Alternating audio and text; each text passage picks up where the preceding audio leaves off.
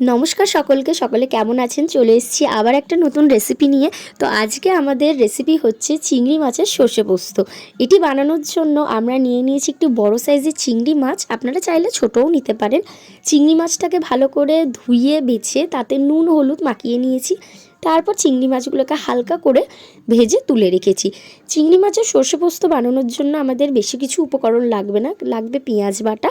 তেলের মধ্যে পেঁয়াজ বাটা দিয়ে ভালো করে ভেজে নিয়েছি। তারপর সেটাতে দিয়ে দিয়েছি কিছু বেসিক গুঁড়ো মশলা, যেরকম হলুদ গুঁড়ো, লঙ্কা গুঁড়ো, পরিমাণ মতন নুন দিয়ে ভালো করে মশলাটাকে কষে দিয়ে দিয়েছি সর্ষে পোস্ত বাটা, সামান্য জল দিয়ে ভালো করে সেটাকে ফুটতে দিয়েছি। যখন আমাদের গ্রেভি ফুটে এসছে, তারপর আমাদের ভেজে রাখা চিংড়ি মাছগুলো গ্রেভির সাথে মিশিয়ে নিয়েছি ভালো করে এবং দিয়ে দিয়েছি পরিমাণ মতন হালকা মিষ্টি অর্থাৎ চিনি এবং নামানোর আগে দিয়ে দিয়েছি গুঁড়ো গরম মশলা। ব্যাস, খুব সহজেই আমাদের বাড়িতে চিংড়ি মাছের সর্ষে পোস্ত রেডি।